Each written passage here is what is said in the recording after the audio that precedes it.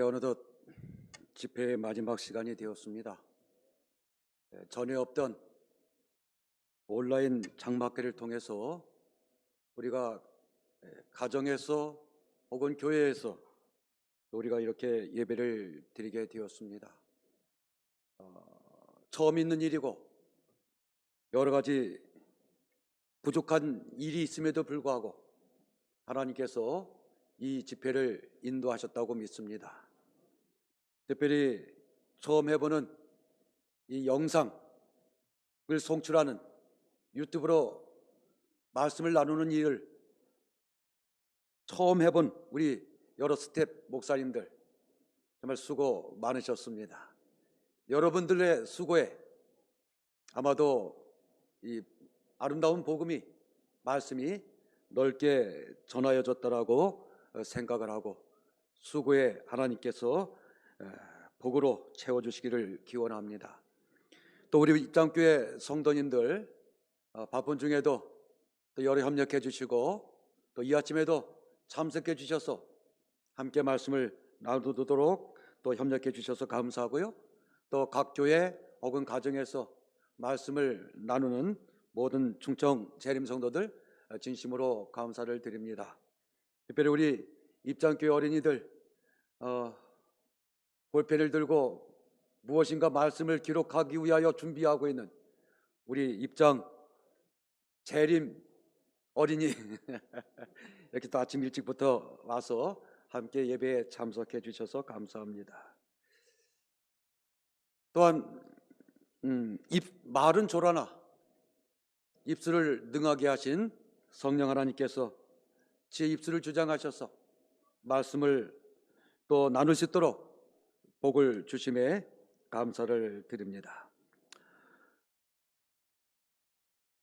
지금 우리가 입만 열면 하는 이야기하는 이 코로나19는 전에 있었던 그 어떤 재난보다도 엄청난 모습으로 여전히 우리 곁에 머물러 있습니다. 그 작은 바이러스 앞에서 만물의 영장이라고 큰 소리 쳤던 사람들의 모습이 얼마나 작아졌는지, 세계의 그 엄청난 강대국들이 코로나 앞에서 쩔쩔매는 모습을 보면서 이러한 때에 우리 재림교회는, 재림 성도는 어떻게 해야 할까 생각해 보는 것입니다.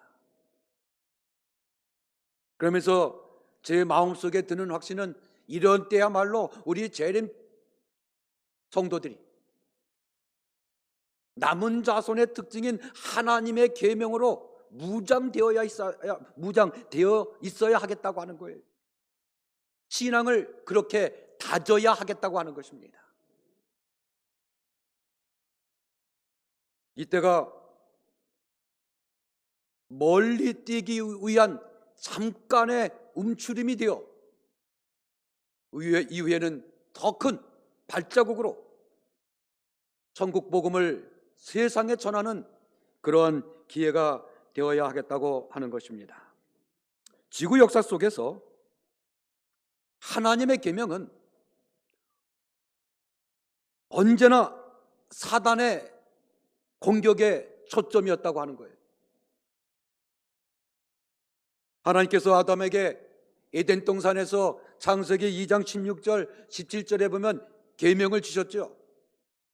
첫 번째 아담과 하와 사람에게 주신 계명이 뭐예요? 선악을 알게 하는 나무의 실과는 먹지 마라.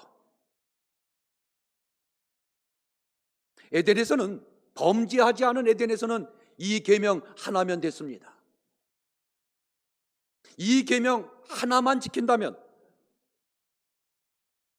그들은, 그리고 그 이후에 생육하고 번성하여 이 에덴 동산, 이 지구에 존재할 모든 생명들은 영원토록 행복하게 살 수 있을 것이었습니다.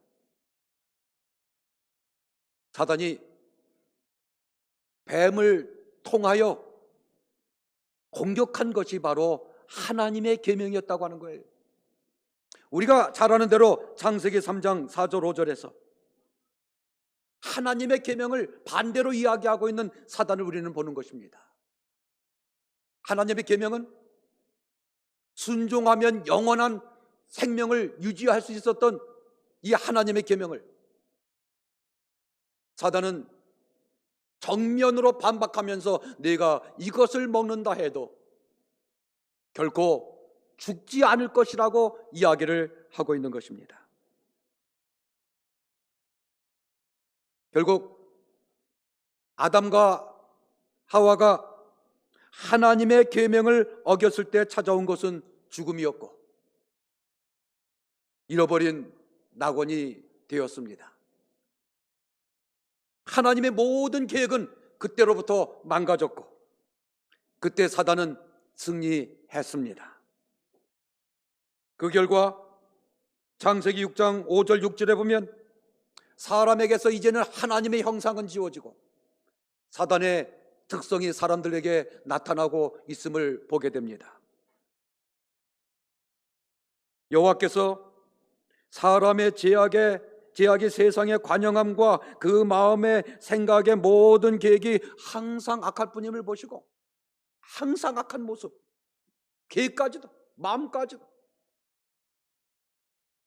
그래서 하나님으로 사람 지으셨음을 한탄하게 만들고 근심케 만드는 모습이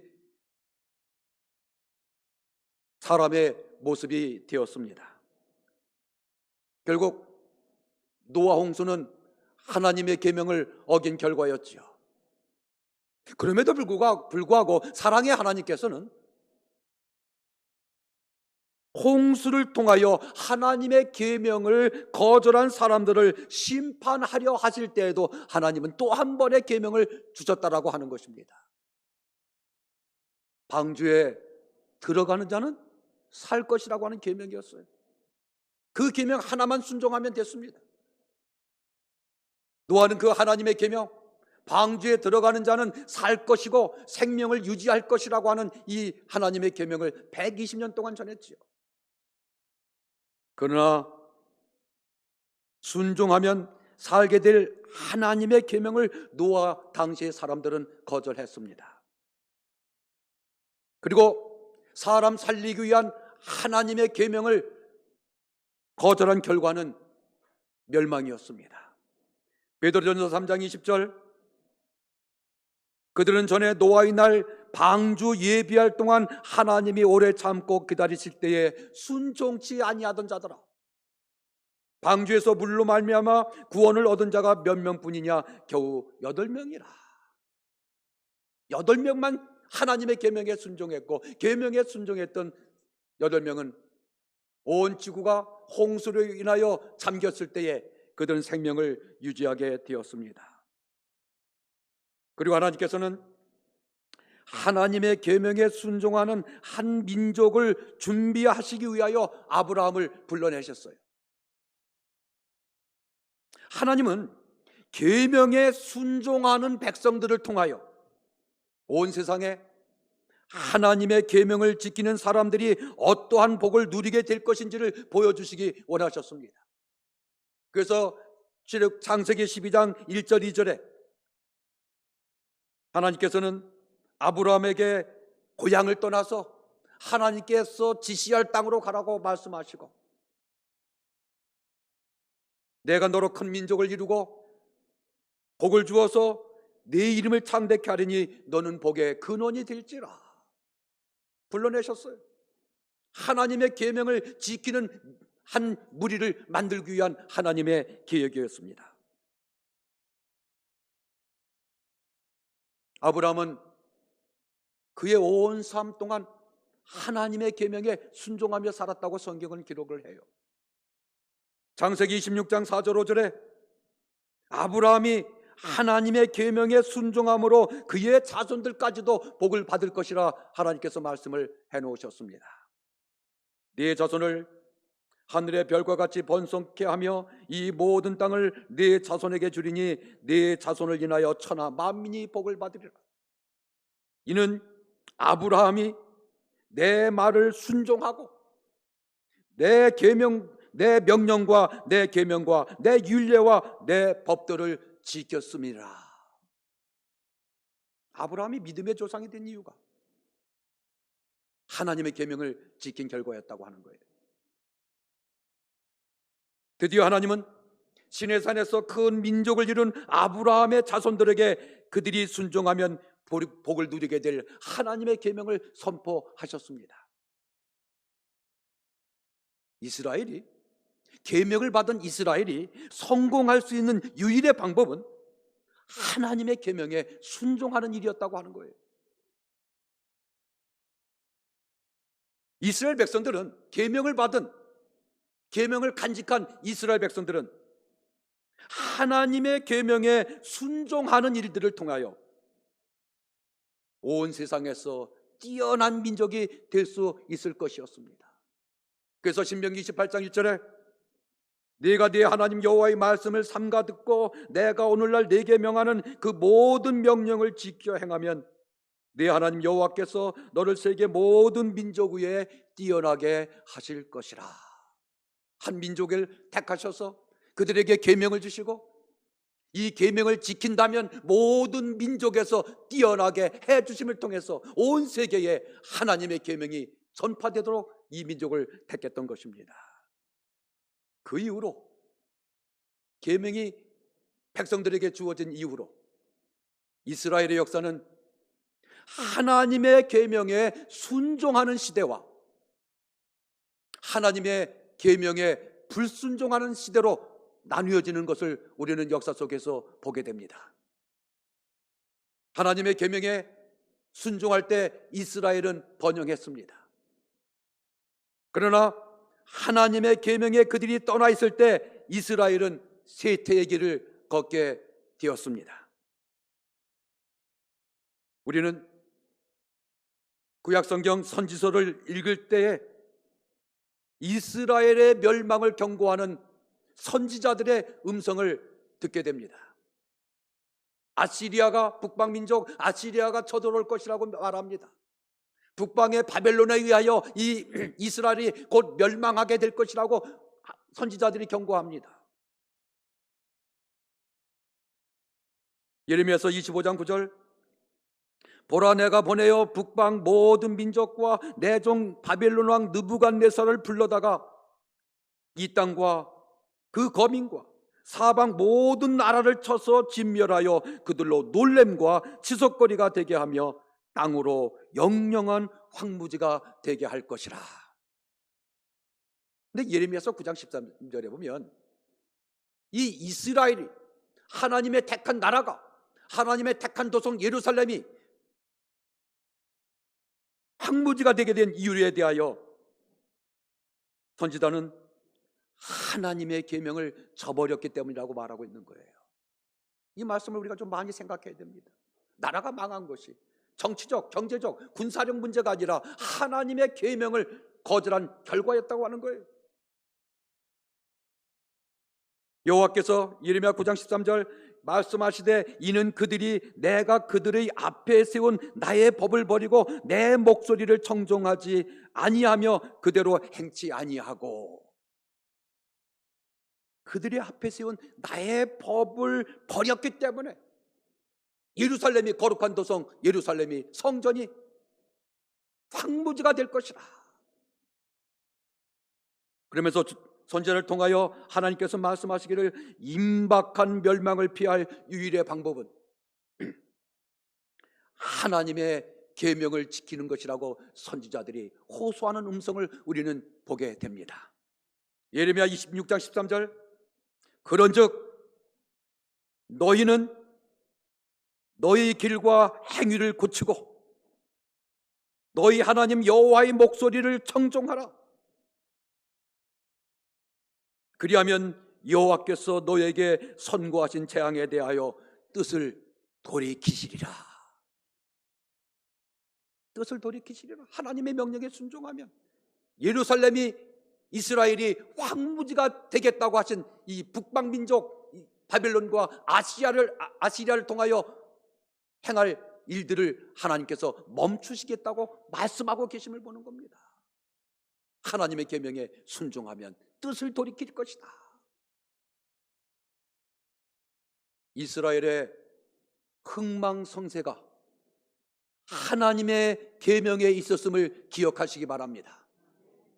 더 나아가서 영적 이스라엘의 흥망성쇠도 하나님의 계명 안에 있을 것임을 아시기 바랍니다. 결국 하나님의 계명 안으로 들어오라는 하나님의 호소를 거절한 그들은 바벨론에 의하여 멸망을 당했습니다. 급기야 사단은 한 세력을 통하여 노골적으로 하나님의 계명을 변경하는 일을 시도했지요.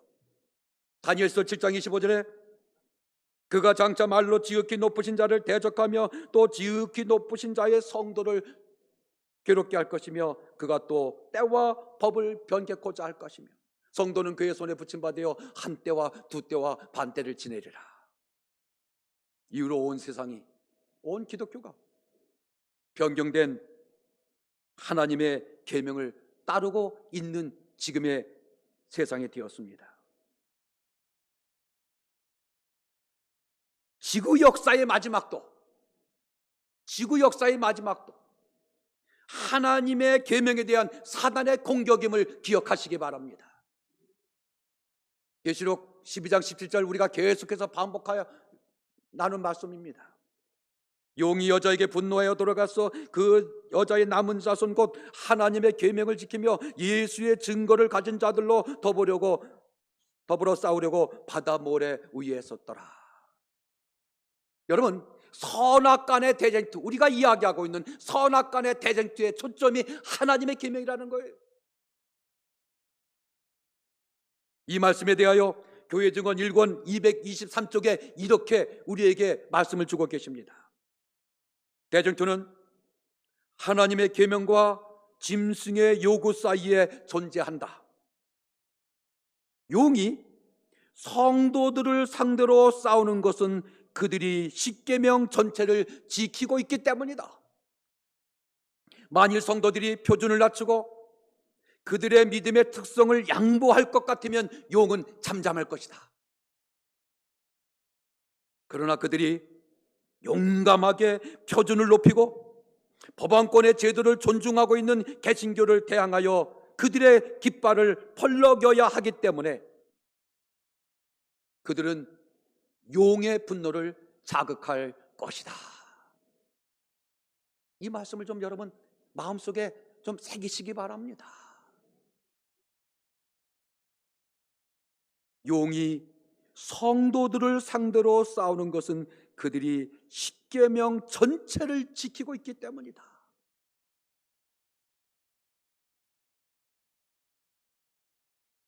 이것이 오늘 우리 재림 성도의 믿음의 근거인 것입니다. 이렇게 믿어야 돼요. 이렇게 믿도록 주께서 요청하셔요. 그래서 우리는 끝까지 하나님의 계명을 수호해야 하는 재림 성도임을 잊지 마시기 바랍니다. 사단은 계속해서 사람들로 하나님의 계명을 떠나게 만들고 세상은 점점 더 악해질 것입니다. 따라서 지금의 이러한 종말론적인 재난의 때에 우리 재림 성도들이 생각해야 할 것은 하나님의 계명을 통하여 사단의 음모를 드러내고 하나님의 주권을 회복하는 일에 도구로 쓰임 받아야 한다는 거예요. 따라서 하나님의 계명을 강조하고 있는 우리 재림 성도들은 하나님의 계명을 지키는 것이 무엇인지 진지하게 생각해 봐야 해요. 지금까지 이렇게 지키는 것이 정말 계명을 잘 지키는 것일까? 우리가 계명을 잘 지켰다면 우리의 교회의 모습이 이런 모습일까? 내 품성이 이런 모습일까?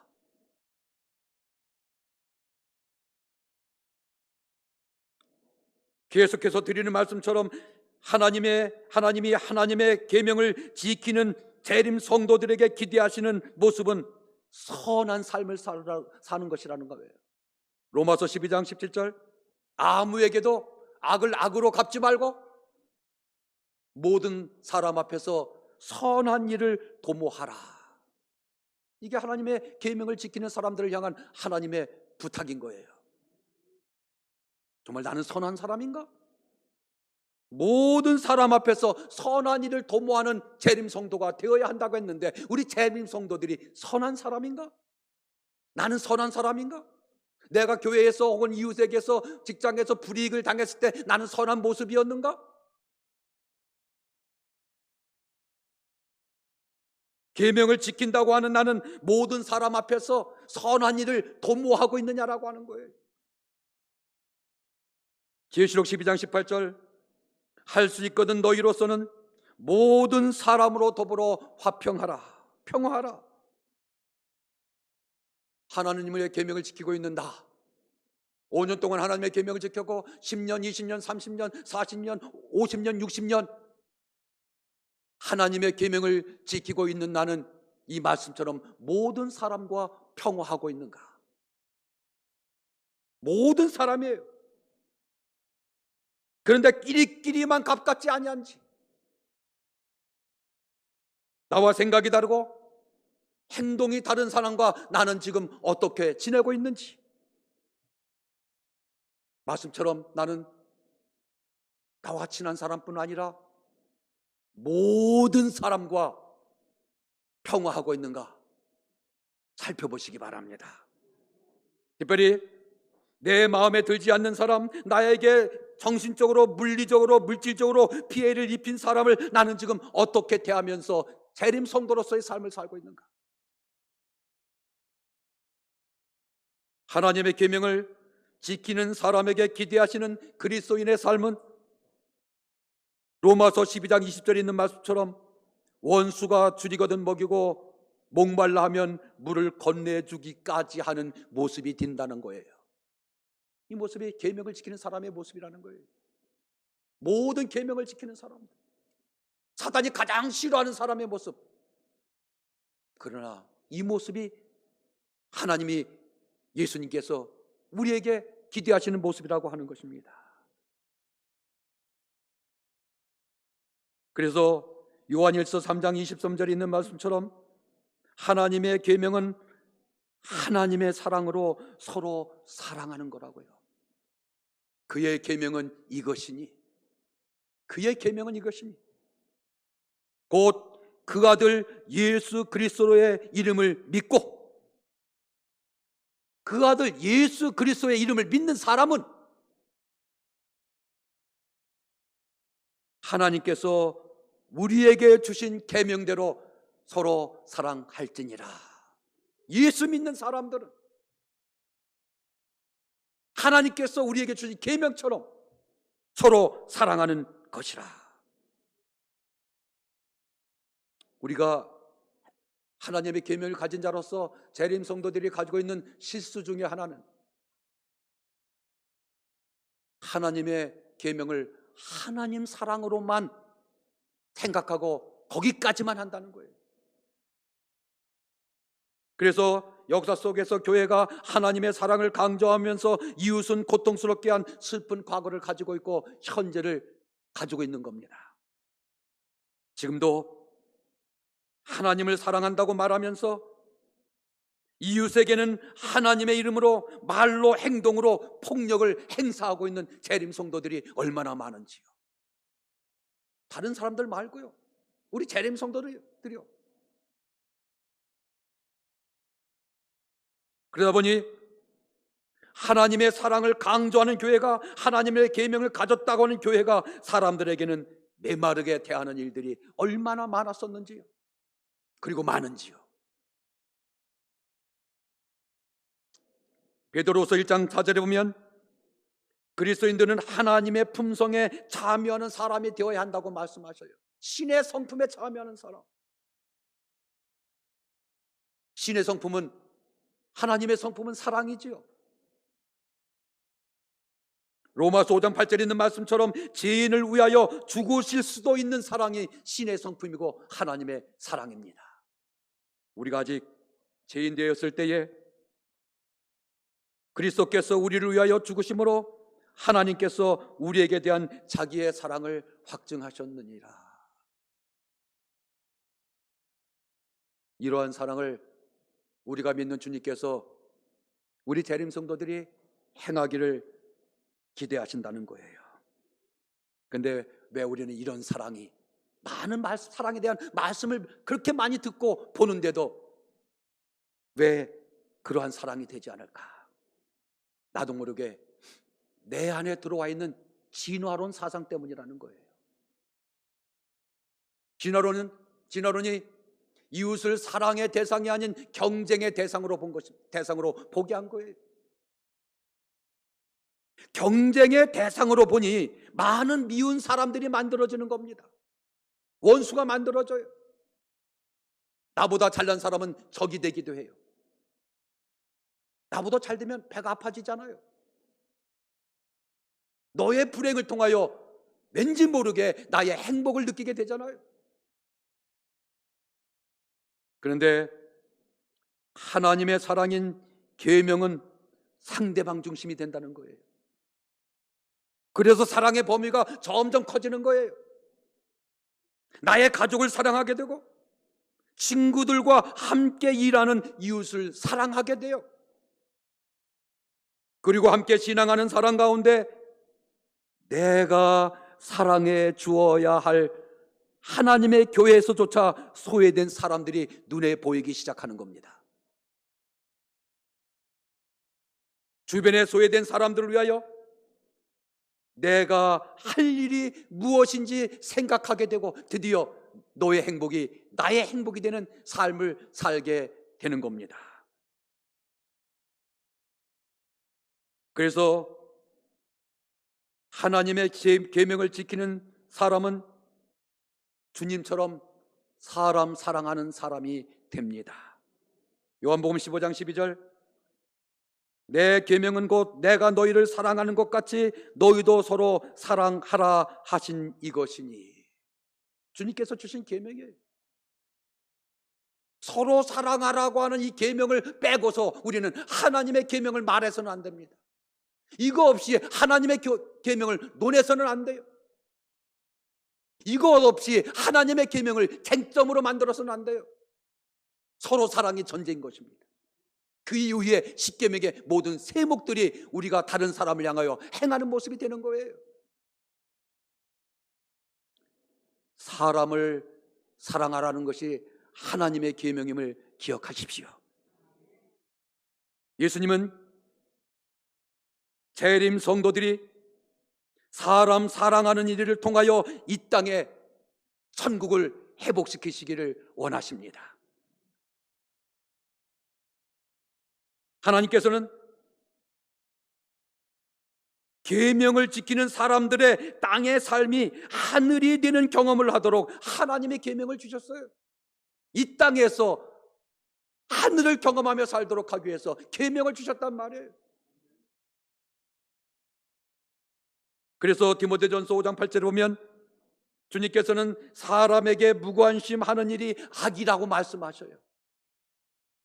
살인하지 않고 간음하지 않고 도둑질하지 않고 이웃에게 거짓거하지 않고 이것만 죄라고 말씀하지 아니하시고, 누구든지 자기 친족 특히 자기 가족을 돌아보지 아니하면 믿음을 배반한 자요 불신자보다 더 악한 자니라.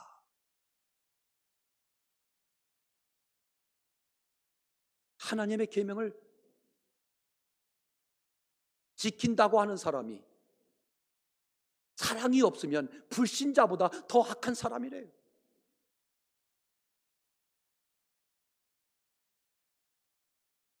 베드로전서 3장 10절, 하나님 나를 보기를 원하는 사람은 말로 다른 사람들을 힘들게 하지 않아야 된다고 하셔요. 그러므로 생명을 사랑하고 좋은 날 보기를 원하는 자는, 하나님 나라에 들어가기를 원하는 자는 혀를 금하여 악한 말을 그치며 그 입술로 괴유를 말하지 말고. 여러분, 이 말씀을 읽으면서 어떤 생각을 하게 되십니까? 신앙은, 정말 여러분, 신앙은 사람을 아프게 하는 것이 되지 않게 해야 돼요. 신앙은 정말 사람이 아파하게 만들면 안 돼요.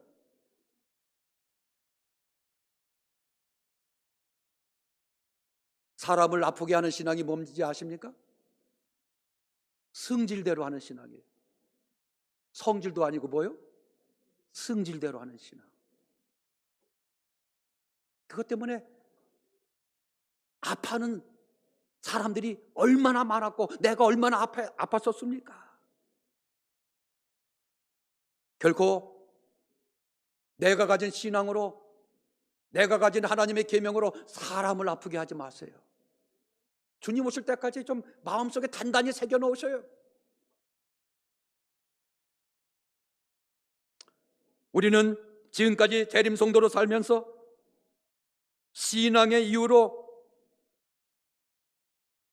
다른 사람의 신앙의 모습, 수구의 모습을 생각 없이 말함으로 그 사람을 얼마나 아프게 하고 있었는지 아십니까?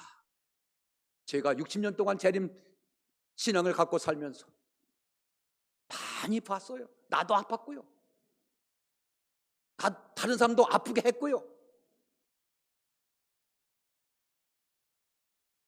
생명을 사랑하고 좋은 말 하기를 좋아하는 사람은, 기대하는 사람은 말로 아프게 하지 말라고요.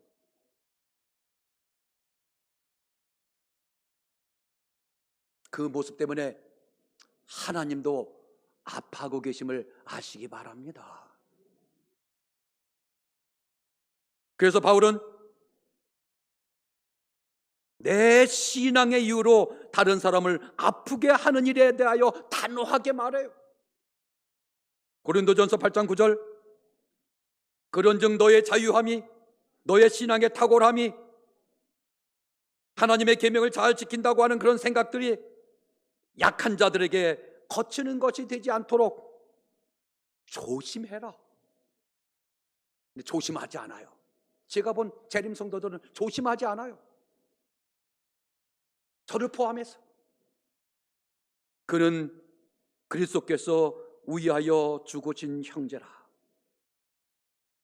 이같이 너희가 형제에게 죄를 지어 그 약한 양심을 상하게 하는 것이 곧 그리스도께 죄를 짓는 것이니라.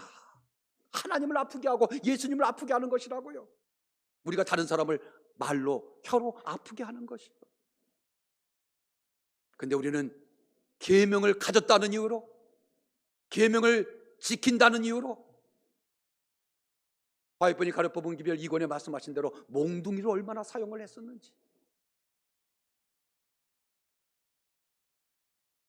디모데전서 1장 18절에 보면 우리 재림 성도들을 향하여 선한 싸움을 싸우려 했는데, 그래서 싸움의 대상은 사단인데, 우리는 내가 선하다는 이유로 얼마나 많은 사람들과 다투며 살아왔는지. 하나님의 교회 안에서 주님은 사람의 대상이, 사람들이 사랑의 대상이라고 하시는데 오늘 우리는 오히려 다툼의 대상으로 만들며 살아요. 가정에서도, 일터에서도, 교회에서도 사랑의 대상인데 다툼의 대상이 되어 있어요. 재림 성도들끼리. 같은 교회에 교인들 간의 불편한 마음들이 얼마나 많은지요. 그 불편한 마음을 언제까지 가지고 있으면서 재림 성도라고 말하고 하나님의 계명을 지키는 자라고, 예수의 증거를 가진 자라고 말할 것인지요. 사람의 행복과 사람의 구원을 싫어하는 사단이 그리스도인을 반쪽 그리스도인으로 만들어 버린 거예요. 하나님의 계명을 공격함으로 인해서. 디모데전서 5장 10절, 6장 18절에 보면 하나님의 계명을 지키며 사는 사람들이 어떻게 살아야 할지를 우리에게 말씀해 주고 있어요. 선한 행실의 증거가 있어 혹은 자녀들을 양육하며, 혹은 나그네를 대접하며, 혹은 성도들의 발을 씻기며, 혹은 환난당한 자들을 구제하며, 혹은 모든 선한 일을 쫓은 자라야 할 것이요.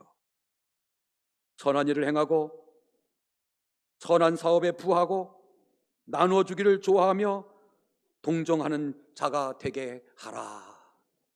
이게 재림 성도들에게 하나님께서 요구하시는 삶의 모습이고, 하나님의 계명을 지킨다고 말하고 있는 재림 성도들에게 부탁하고 있는 말씀이에요.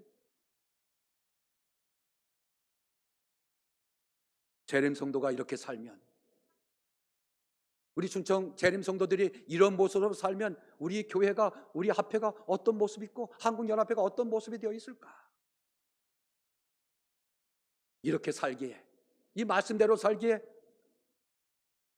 하나님의 계명을 잘 지키는 것 때문에 다른 사람이 행복해져야 돼요. 이렇게 살면 다른 사람이 행복해지잖아요.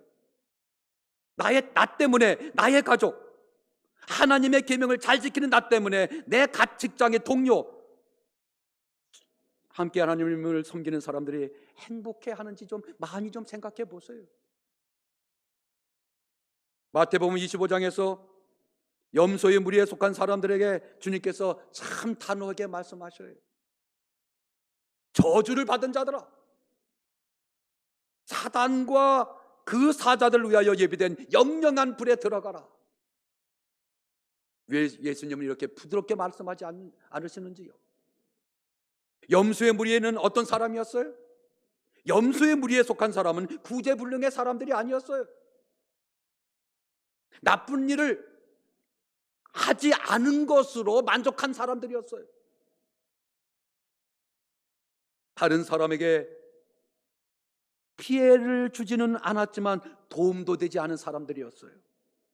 사람 사랑하는 일에는 실패한 사람이었어요.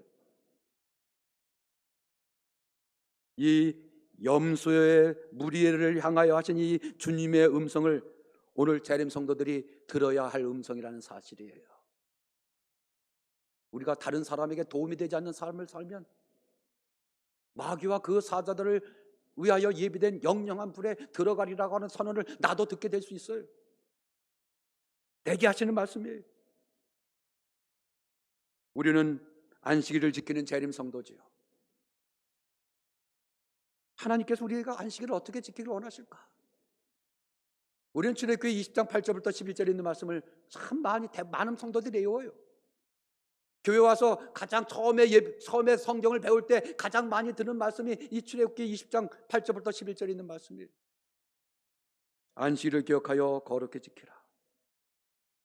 제7일은 너희 하나님 여호와의 안식일인즉 너나 네 아들이나 내 육축이나 네 문화는 내 유아는 객이라도 아무 일도 하지 마라. 이는 여세 동안에 나 여호와가 하늘과 땅과 바다와 그 가운데 모든 것을 만들고 제7일에 쉬었습니다. 그러므로 나 여호와가 안식일을 복되게 하여 그날을 거룩하게 하였느니라. 안식일은 예배를 통하여 지구를 창조하신 이유가 무엇인지를 다시 한번 생각하는 날이라고 말해요.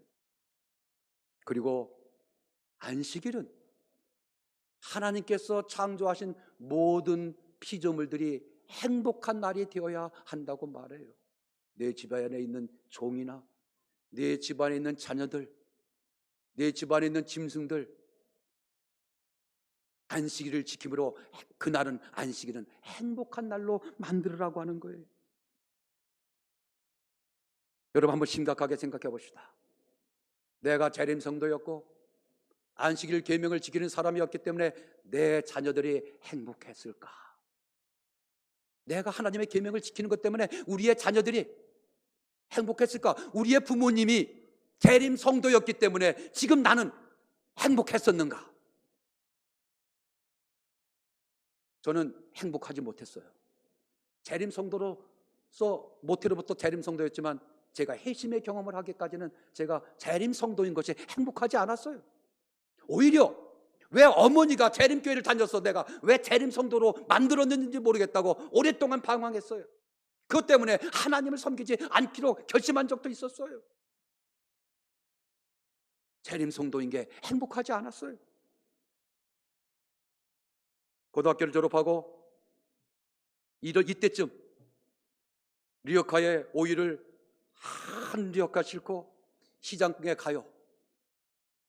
그건 시장 난전에서 리어카에다가 오이 100원에 12개씩 파는 겁니다.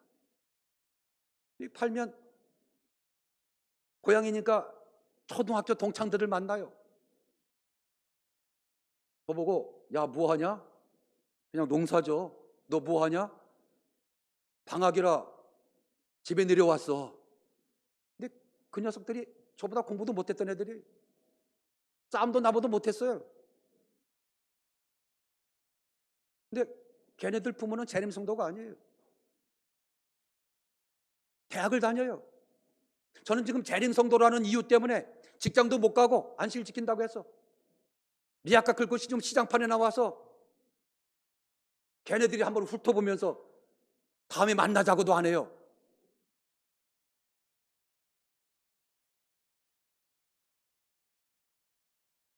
얼마나 초라했었는지. 그러면 교회 갔으면 장로님들, 집사님들이, 어른들이 뭐라고 해줬어야 돼요? 똑딱투닥거리면서 그래 너 믿음 지키기 위해서 고생한다 애쓴데 한 번도 못 들어봤어요. 왜 그렇게 못하느냐고 맨날 혼났어요. MV 정상에 한 번 시간 쓰고 올라와서 내려가면 장로님들 오셔가지고 불러가지고 너 왜 말을 그렇게 하냐 혼났어요. 제가 착했으니까 아직도 재림교회 남아있지. 제가 승질 꽤나 있었으면 벌써 떠났을 거예요. 저는 재림교회 청년일 때 어린일 때 행복하지 않았어요. 여러분 재림교회 성도 자녀이기 때문에 안식일 날 학교를 안 가요. 요즘은 다 가지만. 그럼 월요일 날은 뭐 하는 날이에요? 삼육학교 안 다닌 사람들 월요일 날은 뭐 하는 날이에요? 배 맞는 날이에요. 옛날 선생님들은 왜 그렇게 애들을 때렸는지 그 찌끄만 애들. 월요일 날은 가서 매 맞는 날이에요. 숙제 제대로 못 해오죠. 결석했죠. 중학교 고등학교 다닐 때는 학생과장 앞에 가서 빠따로 얻어맞았어요. 빠따로. 얼마나 여러분 생각해 보세요. 그 초등학교 1, 2, 3학년 애들이 또 중학교 다니는 우리의 자녀들 삼육학교 안 다니는 애들이 그 안식일을 지킨다고. 안식일이 뭔지는 알아요? 부모가 뭐라고 하니까? 가지 말라고 하니까. 교회 가라고 하니까. 생각해 보면 월요일 날 우리 자녀들이 얼마나 공포스러웠을 거지. 근데 우리는 그렇게 하면 다니엘 같이 될 줄 알았어요. 우리 아들이 그러더라고요. 다니엘은 친구가 셋이나 있었지만 나는 하나도 없다고. 셋이 있으면 넷이면 할만하잖아요. 혼자는 더 어렵잖아요.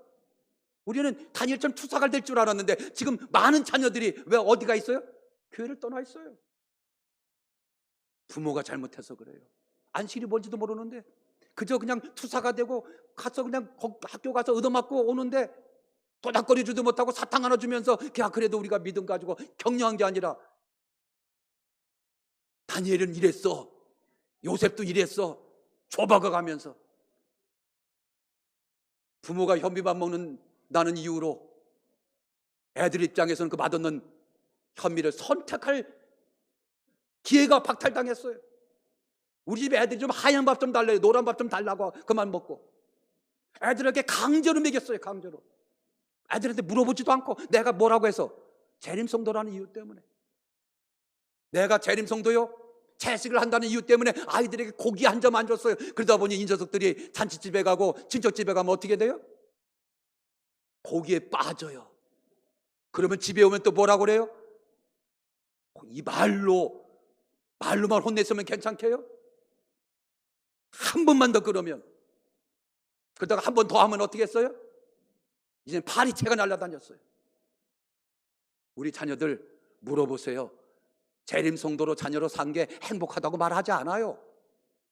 제가 삼육학교 교목하면서 놀란 게 뭔지 아십니까? 우리의 교인 자녀들이 많은 자녀들이 목사님 저는 이 학교를 졸업하면 더 이상 교회 다니지 않을 거예요. 왜? 엄마 아빠처럼 살고 싶지 않아요. 안식일은 그렇게 만들으라고 주도록 한 거 아니에요. 저도 이 말씀을 준비하면서 우리 자녀들에게 얼마나 미안한지. 우리 딸은 지금 이거 보고 있을 거예요. 미안하다고 공식적으로 말하고 싶어요. 그때는 제가 몰랐어요. 여러분 그럼에도 불구하고 우리 자녀들 재림 성도가로 남아있는 자녀들에게 고맙다고 하시기 바랍니다. 그리고 그때는 몰라서 그랬어. 미안하다고 사과하시기 바랍니다. 이 안식일이 그렇게 우리 아이들 쥐잡듯 교회 가서 떠든다고 쥐잡듯 하고 안 먹는다고 혼내고, 그러면서 한 번도 위로도 해주지 않고 품어주지도 않고, 다니엘 같은 투사가 됐는지 알았는데 사단의 투사가 되어서 오히려 아버지 어머니의 신앙을 반대하고 다니고, 이게 우리의 잘못이고 우리가 계명을 잘못 지켜서 그래요.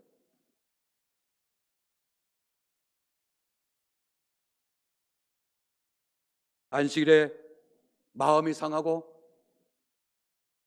때로 감정이 격해지기도 하고, 안식일에 하나님의 계명을 지키는 이 안식일 가장 중요하다고 안식일에 사람들의 목소리가 거칠어져요. 담임 목사에게 마음 상했다고 제일 많이 전화 오는 날이 어느 날인지 아세요? 하나님의 계명대로 안식일 지킨 그날 저녁에 담임 목사에게 오늘 속상했다고 전화 제일 많이 와요. 이게 우리 재림 성도의 현주소예요. 안식일이 하나님께서 주신 목적대로 감격, 감동의 날이 아니라 실망의 날이 되어 있어요. 가장 많이 마음 상하는 날이 안식일이 되어 있어요. 우리 재림교회 안에. 어떻게 이렇게 됐어요?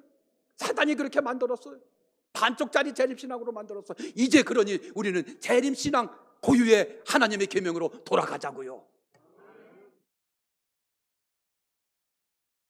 제발 안식일 계명을 지키는 재림 성도들이여, 안식일을 지키면서 하나님의 품성을 보시기 바랍니다. 내가 안식일을 지키는 이유 때문에 우리의 자녀들이 나는 재림 성도인 부모였기 때문에 내 어린 시절 행복하게 지냈어. 내 재림 성도가 내 집 옆에 살기 때문에 나 정말 많은 도움받고 살았어. 그렇게 할 때 우리 재림교회는, 우리 재림 성도는 마지막 구속 사업의 역사에서 하나님이 우리 재림교회 재림 성도를 통하여 위대한 승리를 하시는 것을 경험하게 될 것입니다. 시대의 소망 632쪽. 그리스도께서는 구름을 타고 큰 영광으로 오신다. 수많은 빛나는 천사들이 그분을 수행할 것이다.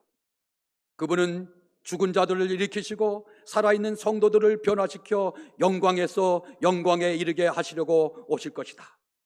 다 같이 읽으실까요? 그 다음에 그분은 당신을 사랑하고 당신의 계명을 지킨 자들을 높이시고 그들을 당신께로 데려가시려 오실 것이다. 아멘. 저는 이 계명을 안식일이라고 생각했었어요. 안식일이 아니에요. 저는 이런 말씀 읽을 때마다 늘 계명을 안식일이라고 이렇게 같이 겹쳐서 읽어봤어요. 근데 그게 아니더라고요. 이 계명은 사랑이에요. 그분은 당신을 사랑하고 당신의 계명을 지킨 자들, 사람들을 사랑한 자들을 높이시고 그들을 당신께로 데려가시려고 오실 것이다. 사람 사랑하지 않은 사람이 하늘 가면 뭐 할 거예요? 이웃집에 누가 살까? 내가 나오면 반갑다고 어린이 때 노래했지만 어른이 된다면 이웃집에 내가 살까 봐 겁나요. 이게 우리 재림 성도의 현재 모습이잖아요. 말씀을 마치면서 모든 것이 위기 때인 이때에 주님이 원하시는 것은 하나님의 계명을 하나님 계명처럼 지키는 일임을 아시기 바랍니다. 하나님의 계명은 사람 사랑을 포함한 하나님의 사랑이에요. 이 사랑만 있다면 우리는 이 하나님의 교회를, 하나님의 남은 교회를, 교회의 새로운 역사를 쓰도록 할 수 있게 될 것입니다. 우리가 하나님의 계명대로, 계명을 주신 대로 산다면 이 위기가 오히려 기회가 될 것입니다. 사도행전 600쪽. 교회는 특별한 사업을 하도록 그분께 능력을 받아 진리를 선포할 하나님의 기관이다. 교회가 하나님께 충성하고 그분의 모든 계명을 순종한다면 교회에는 거룩한 은혜의 미덕이 있을 것이다. 만일 교회가 충성한다면 이스라엘의 주 하나님을 영화롭게 한다면 교회에 맞설 만한 세력은 없다. 아멘. 성도들이여, 우리 성도들의 가슴속에 하나님의 계명을 올바로 제대로 채우시면 좋겠습니다. 우리가 섬기는 하나님의 교회에 하나님의 계명인 사랑이 좀 가득 차게 하십시다. 내가 하나님의 계명을 지킴으로 우리의 자녀들을 좀 행복하게 만들어 주십시다. 내가 하나님의 계명을 지키기 때문에 우리 배우자들도 정말 좋은 사람 만났다는 생각이 들게 만들어 주시기 바랍니다. 내가 하나님의 계명을 잘 지키기 때문에 우리가 섬기는 재림교회가 천국이 되게 만들어 보십시다. 그리하여 크게 분께 되는 역사가 속히 일어나는 우리 충청동원이 되길 바라면서 모든 말씀을 마치겠습니다.